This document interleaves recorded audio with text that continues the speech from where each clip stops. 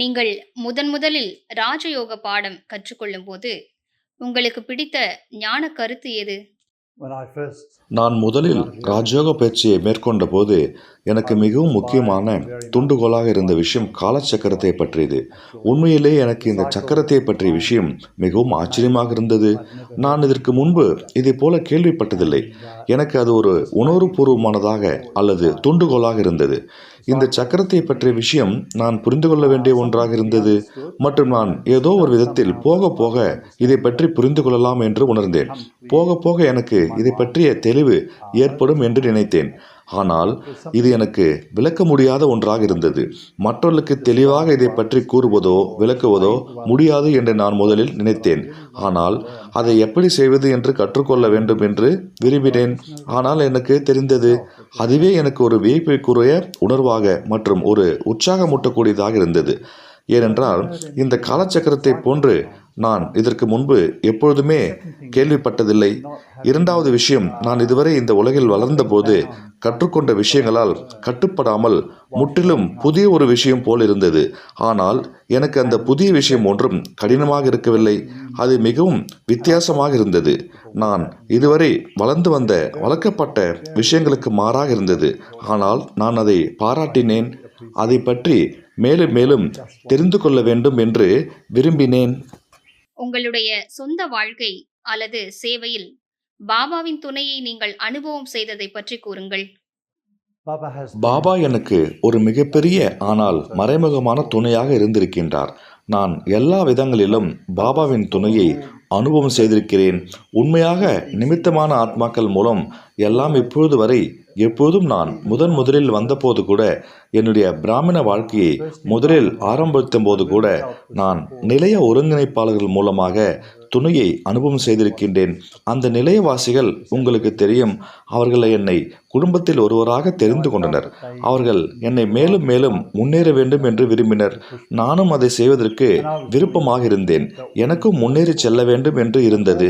எல்லா விதத்திலும் தீதி அவர்களை சந்தித்த போதும் கூட அவர்கள் எனக்கு மிகவும் ஆதரவாக இருந்தார்கள். அவர்கள் நான் சென்டரில் தங்கியதை குறித்து மிகவும் மகிழ்ச்சி அடைந்தார்கள். சென்டரில் தங்கி மற்ற சகோதரர்கள் மூலம் வழிகாட்டுதலை அடைந்ததை பற்றி அவர்கள் மகிழ்ச்சி அடைந்தார்கள். மற்றும் வருடங்கள் செல்ல செல்ல பாபா எனக்கு ஏதோ ஒரு விதத்தில் எப்போதும் துணையாகவே இருந்தார். நான் நினைக்கின்றேன், தீதி நிர்மலா உங்களுக்கு நன்றாக தெரியும். அவர்கள் குறைந்த வார்த்தைகள் பேசக்கூடியவர். ஆனால் அவருடைய வார்த்தைகள் எப்போதும் சக்தி வாய்ந்ததாக இருக்கும். அந்த வார்த்தைகள் எப்போதுமே இரத்தின சுருக்கமாக இருக்கும். எனக்கு அது மிகவும் சரியானதாக இருக்கும்.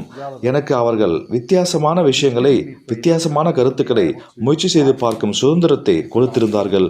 அவர்களுக்கு எனக்கு என்ன தேவை என்பதை தெரிந்திருந்தது போல் தோன்றியது. அவர்கள் எனக்கு நான் வளர்வதற்குரிய நேரத்தை அனுமதித்திருந்தார்கள். நான் என்னவாக வர வேண்டும் என்று விரும்பினேனோ அதற்குரிய நேரத்தை கொடுத்திருந்தார்கள். நான் என்னவாக ஆக வேண்டிய அவசியம் இருந்தது. இறுதியாக பாபா நான் என்னவாக வர வேண்டும் என்று விரும்பினார். அதனால் ஒரு விதத்தில் அங்குதான் நான் நினைக்கின்றேன், பாபாவின் துணை எனக்கு இருந்திருந்தது. எனக்கு பாபா சூட்சுமமான விதத்திலும் நிறைய உதவி இருந்தார். சில நேரங்களில் என்னுடைய அன்றாட வாழ்க்கையில் சில விஷயங்களை நான் கவனிக்கும் போதும் பல விஷயங்களில் எனக்கு ஒரு அறிகுறியாக தோன்றியிருந்தது. அது ஒவ்வொரு விதத்திலும் வெவ்வேறு விதமாக அறிகுறிகள் தோன்றியிருந்தது. ஆனால் நான் சரியான விஷயங்களில் அதற்கான சரியான விஷயங்களுக்கான அறிகுறியாக பார்த்திருந்தேன். பாபா எனக்கு மிகுந்த ஆதரவாக, சுட்சுமமான விதத்தில் ஆதரவாக இருந்தார். ஜானகி தாதி மற்றும் நிர்மலா தீதியுடனான உங்களுடைய அனுபவங்களை பகிர்ந்து கொள்ளுங்கள். well, டாக்டர் நிர்மலா அல்லது தீதி நிர்மலா எனக்கு எப்போதுமே துணையாக, ஆதரவாக, சப்போர்ட்டாக இருந்தார்கள். அவர்கள் ஒரு மறைமுகமான ஆதரவாக, சப்போர்ட்டாக இருந்தார்கள். அவர்கள் என்னை எதற்காகவும் கட்டாயப்படுத்தியதில்லை. அவர்கள் என்னுடைய சுயமான முடிவுகளை எடுப்பதற்கு அனுமதித்திருந்தார்கள். சில நேரங்களில் மிகவும் சுவாரஸ்யமான வழிகளில் என்னுடைய கேள்விகளுக்கு என் கையிலேயே அதற்குரிய பதிலை கொடுப்பார்கள். உன்னுடைய சொந்த முடிவை நீ எடுத்துக்கொள் என்று கூறுவார்கள். நான் அங்கிருந்து சென்டருக்கு என்னுடைய சுயமான முடிவை எடுக்க வேண்டியது இருந்தது. அவருடைய முடிவை மட்டுமே நான் கேட்பதை விட என்னுடைய முடிவை நான் எடுக்க வேண்டியது இருந்தது. ஒவ்வொரு நேரத்திலும் அவர்கள் அதை கூறியதாக நான் உணர்ந்தேன். ஏனென்றால் அவர்கள் நான் முன்னேறி செல்ல வேண்டும் என்று விரும்பினார்கள். என்னுடைய சொந்த முடிவை எடுக்க நான் கற்றுக்கொள்ள வேண்டும் என்று விரும்பினார்கள். அதனுடைய விளைவுகளுக்கு நானே முழு பொறுப்பேற்க வேண்டும் என்று விரும்பினார்கள். அது எப்பொழுதுமே நல்லதாக இருந்தது. அது எப்பொழுதுமே சக்தி வாய்ந்ததாக இருந்தது. தாதி ஜானகி உங்களுக்கு தெரியும், எனக்கு அதிகமாக ஞாபகம் இருப்பது நிறைய வருடங்களுக்கு முன்னால் என்னுடன் சென்டரில் இருந்த ஒரு உதவியாளருடன் எனக்கு சில பிரச்சனைகள் இருந்தது. தாதி என்னிடம் கூறினார்கள், சென்டரில் ஏதாவது ஒரு நல்ல ஆத்மா இருந்தால் கூட அதைத்தான் நீங்கள் எடுக்க வேண்டும். அந்த ஒரு நல்ல ஆத்மா மற்றவர்களுக்கு உதாரணமாக, சென்டருக்கு வரும் மற்றவர்களுக்கு உதாரணமாக இருப்பார்கள். அதனால் நான் நினைத்தேன், இது ஒன்றும் பெரிய விஷயம் இல்லை என்று நினைத்தேன். நான் மற்றவர்களை பற்றி நினைக்க வேண்டியதில்லை. அவர்கள் எங்கே இருக்கின்றார்கள், அவருடைய குறைகள் என்ன, நான் என்னை பற்றி மட்டுமே நினைக்க வேண்டும். என்னை மட்டுமே சரியான வழியில் செலுத்த வேண்டும். டாக்டர் நிர்மலா மற்றொரு விதத்திலும் எனக்கு மிகப்பெரிய தூண்டுகோலாக இருந்தார்கள். அவர்கள் ஆஸ்திரேலியாவுக்கு வந்தபோது அந்த நேரத்தில் நான் அங்கு இல்லை. ஆனால் இப்பொழுது சில வருடங்களுக்கு முன்னால் அவர்கள் ஆஸ்திரேலியா வந்தபோது நான் ஞானத்திற்கு வந்துவிட்டேன். அவர்கள் யாராக இருந்தாலும் அவர்களுக்கு சேவை செய்தார்கள். மற்றவர்கள் மற்ற நிமித்தமானவர்களுக்கும் அந்த நேரத்தில் ஒரே விதமாக யாராக சென்டருக்கு வந்தாலும் அவர்களுக்கு நாம் சேவை செய்ய வேண்டும். அவர்கள் வெள்ளை ஆஸ்திரேலியர்களாக இருக்கலாம், அதை பற்றி தீதி கவலைப்படுவதில்லை. அவர்கள் இந்தியர்களுக்கு மட்டும் சேவை செய்ய வேண்டும் என்று நினைத்ததில்லை. அவர்கள் யாராக இருந்தாலும் சேவை செய்ததால் அதன் விளைவாக ஆஸ்திரேலியாவில் சேவை நன்றாக வளர்ந்தது. ஆஸ்திரேலியாவில் வசித்த இந்தியர்களை அவர்கள் தேடவில்லை. அதனால் ஆஸ்திரேலியாவில் பன்னாட்டு கலாச்சாரத்தில் மிக அருமையான விதத்தில் சேவை நன்றாக வளர்ந்து வந்தது. தங்களை பொறுத்தவரை ஆன்மீக பாலனை என்பது என்ன? ஆன்மீக வளர்ச்சி என்பது பாபா எல்லையற்றவர். பாபா அவருக்கென்று எதையும் பெற்றுக்கொள்வதில்லை. பாபா அவருக்கென்று நான் செய்வதிலிருந்து எதையும் பெற்றுக்கொள்வதில்லை. அவர் எனக்கு சேவை செய்கின்றார். அவர் எந்த ஒரு பலனும் எதிர்பார்க்காமல் நாம் அனைவருக்காகவும் சேவை செய்கின்றார். நான் நினைக்கின்றேன், இந்த விதமான ஆன்மீக நிலைதான் எனக்கு இருக்க வேண்டும். இதைவிட ஏதாவது குறைவாக இருந்தால் அது உண்மையான ஆன்மீகமாகாது. மற்றும் நான் கற்றுக்கொண்ட விதத்தை நான் உண்மையாகவே நேசிக்கின்றேன். ஆன்மீகம் என்றால் என்ன என்பதை பற்றி முரளி மூலமாகவும், அந்த முரளியை பாபா எவ்வளவு தெளிவாக எடுத்துரைக்கின்றார் என்பது மூலமாகவும், மற்றும் நம்மை அவர் எல்லையில்லாத வைராக்கியத்துடன் இருக்க வேண்டும் என்று ஊக்குவிப்பதும், இவை எல்லாமே எனக்கு மிக மிக முக்கியமானவையாக நினைக்கின்றேன். பிரகாஷ்மணி தாதியோட உங்களுக்கு ஏற்பட்ட அனுபவங்கள்? தாதி பிரகாஷ்மணி மிகவும் அருமையான ஆத்மா. அவர்களை இருதயத்தின் ராணி என்று அழைப்பார்கள். அதை நான் உண்மையாகவே புரிந்து அவ்வாறு ஒரு உணர்வு எனக்கு இருக்கும்.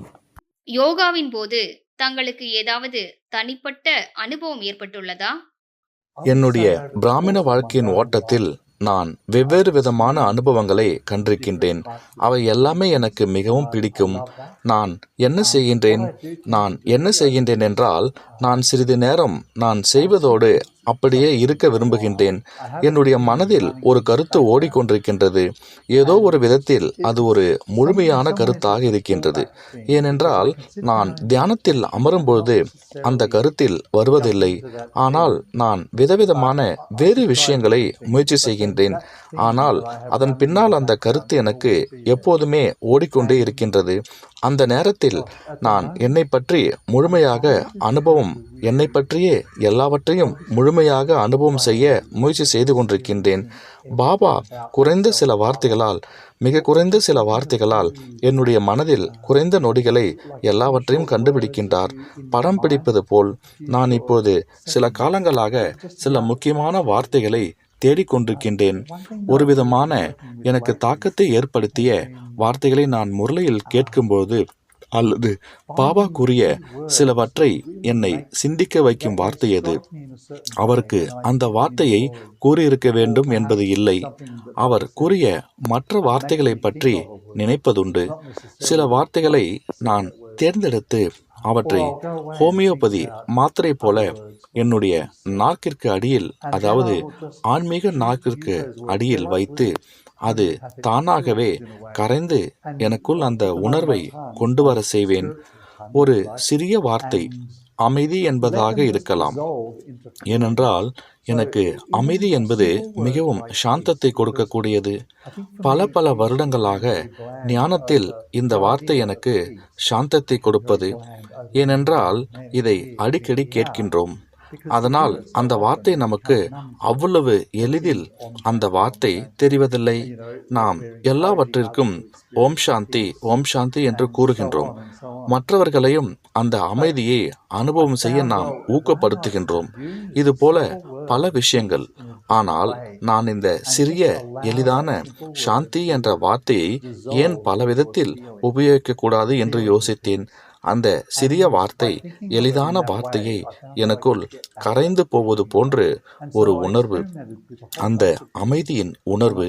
அதை நான் சிந்தித்து பார்க்கும்போது என்னால் அந்த உணர்வை மீண்டும் கொண்டு வர முடியும். அதை நான் சோதித்து பார்த்தேன். அதை எல்லாவற்றையும் சேர்த்து எனக்கு ஒரு சூப் மாதிரி அல்லது ஏதோ ஒரு முழு ஊட்டச்சத்து அளிக்கக்கூடிய உணவு மாதிரி நான் அந்த ஆராய்ச்சிக்கு உள்ளான விஷயத்தை பாபா கொடுத்த அடிப்படையான எளிதான கருத்துக்களோடு சேர்த்து பார்க்கும்போது அது அதன் சாரத்திற்கு கொண்டு சென்றது. பிகேஸ்க்காக ஏதாவது மெசேஜ் நீங்க சொல்ல விரும்புறீங்களா? நமக்கு அனைவருக்கும் தெரியும், அந்த செய்திகள் தினமும் முரளியில் இருக்கின்றது. நாம் எல்லோரும் முரளியை கேட்கின்றோம் அல்லது படிக்கின்றோம். இப்பொழுதெல்லாம் நம் அனைவருக்கும் அது கிடைக்கின்றது. எல்லோருக்கும் அது பல விதங்களில் அது கிடைக்கின்றது. ஆனால் அந்த எளிதான செய்தி என்னவென்றால், பாபாவை உங்கள் வழிகாட்டியாக எடுத்துக்கொள்ள வேண்டும். Rapid fire. ஜானகி தாதிஜி, அருமையான ஆத்மா. தீதி நிர்மலா, மரியாதா புருஷோத்தம். பாபா உங்களை தன்னுடைய சிறப்பான குழந்தையாக தேர்ந்தெடுப்பதற்கு உங்களுடைய சிறப்பம்சமாக நீங்கள் என்ன நினைக்கிறீர்கள்? அவர் நான் எல்லையற்ற இருக்கும் திறமை உள்ளவர் என்பதை பார்த்தார். பாபாவுடனான எந்த உறவை நீங்கள் மிகவும் விரும்புகிறீர்கள்? அது அந்த வாரத்தின் நாள் எது என்பதை பொறுத்தது. பாண்டவ் பவனில் உள்ள 4 தாமங்களில் உங்களுக்கு பிடித்தது எது? அதுவும் மாற்றத்திற்குட்பட்டது. ஆனால் நான் நினைக்கிறேன் பாபாவின் குடில் எனக்கு மிகவும் பிடிக்கும்.